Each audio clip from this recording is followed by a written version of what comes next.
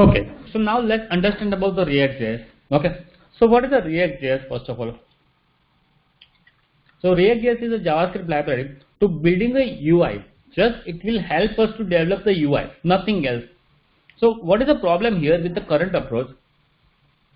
With the current approach, what we have to do is we have to write our code again and again. So for example, let's say, so let me give you one example here. Okay, assume that this is my HTML and assume that I'm creating one input element. Okay, so what I will do is I will usually do something like this way: label. Okay, label for what? Let's say username. Okay, and here username, and then here we have to pass input, and this is input ID is equal to username, and let's say placeholder as well. Okay, like this way. So basically this is my one input element. So let's say if I want to create another input element, then what I have to do is I have to create a I have to write this code again, same code again. So basically I am writing this particular 4 lines again and again, and here I am changing some of the things. Okay, so basically I am changing this code again and writing all this code again and again. So using the react.js, what I can do is instead of writing this one line of this thing again and again, what I can create is I can create a component.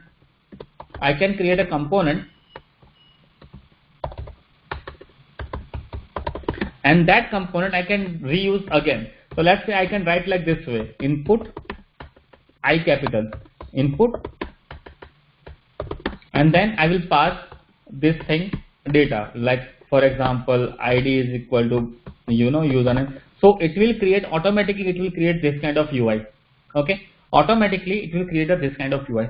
So basically what happens with this React library, we can develop a user interface that is a reactive basically. So I will develop once and I can reuse that code again and again for this project, or in any other project also I can reuse that particular code. Okay, so React is only and only focus on the UI. Okay, so we can't develop using the React.js, we can't develop this entire full-fledged application. React is only and only help us to develop a UI. Okay, so we can't make a API calls and other things in the React.js. That we can do using the JavaScript, but that is nothing to do with the React.js. Okay, then it's not a framework. This is a library. Actually, React. Sorry. Any question? Okay, so it's focused on UI and it's not a framework. This is a library. So what is a framework? Can anyone tell me what's the difference between framework and library? Does anyone has any idea about the framework or library? Anyone? No? Okay. So basically a framework, what is a framework? Framework is something, there is a set of rules and we have to follow each and every rules. We have to adhere each and every syntax what they are providing us. Okay. So in the framework we can create a full-fledged application. We can develop a full-fledged application. So framework is a tightly mechanism where we have to follow all the syntax, all the rules, all that what can I say, architecture what they are providing is I have to follow that, right? But in the library it's a totally independent thing. So for example, jQuery is a library. Okay, then Lodash is a library. So I can use that library with any other project. Okay, I can reuse it anywhere, wherever I want I can use it. If I want to use this React.js with the .NET, I can use it. If I want to reuse this React.js in the Django, I can reuse this thing. Okay, so basically this is a library, and library is always a lightweighted compared to the framework. It is a lightweighted, and it's one of the best nowadays every JavaScript developers create a library instead of a framework. Okay, so it's an independent entity and we can reuse it as per our requirement. Second thing is that it's a one-way reactive data flow. So if you don't have any knowledge on the AngularJS, then okay. So in the AngularJS or any other JavaScript library, JavaScript framework library, it's a two-way data binding. Okay, so normally what happens with the other JavaScript libraries,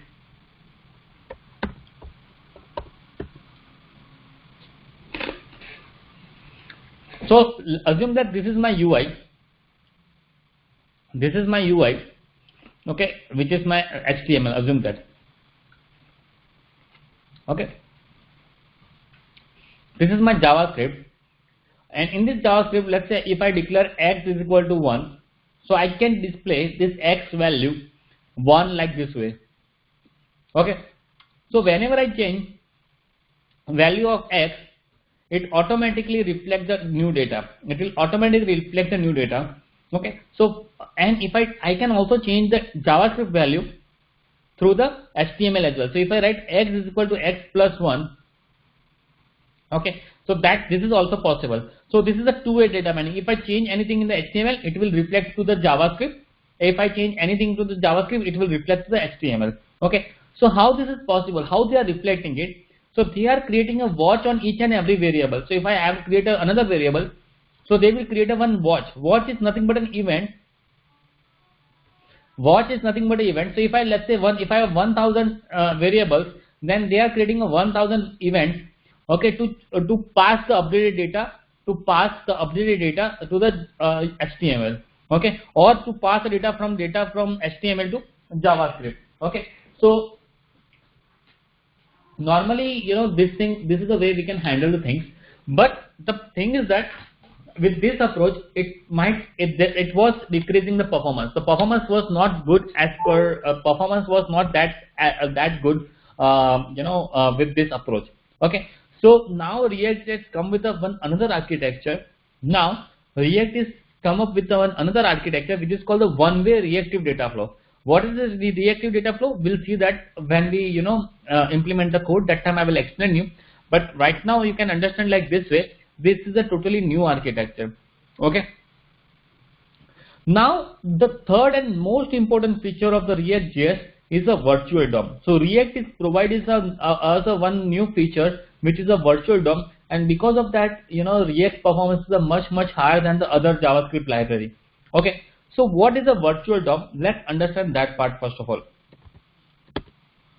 So till then, whatever I explained, everyone is clear on that part, right?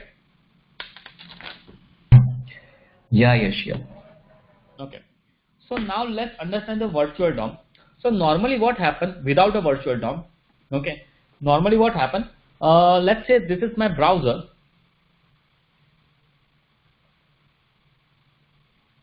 Okay, and this is my HTML code.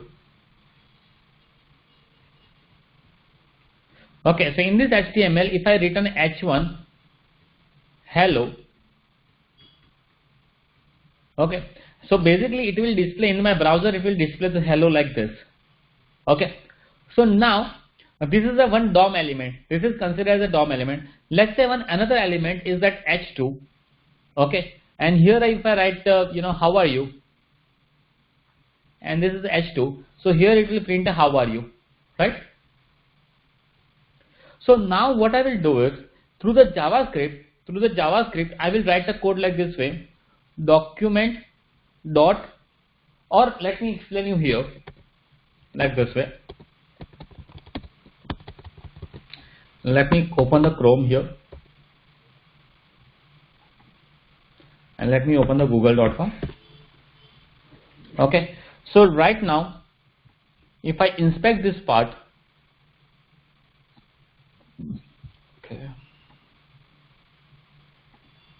okay, if I inspect this part and if I write like this way, Google search, okay, so this is my, not this one, let me change something here, let's say, just give me 1 second please. Okay, anyways, okay, so this is my element. Okay, so you can see that this is my element here. Okay, so now what I can do is this element I can change it. So how can I change this element? Let's see that part. Okay, so here this button name is available btnk. The button name is available btnk. So what I will do is I will write the console, and in this code I will write a document dot add, get element by tag name or the class name. Let's say we have a class or not. Class, yeah, we have a class. This class is available. Okay, so get element by class name. Okay, and let's see how many elements we'll get here. Okay, so there are two collections are there, two classes are available. This one. Okay, so here all this class name is available. So now what I will do is I will get the first class name. This is the first one, and in this first class name, what I will do is I will apply equal to dot style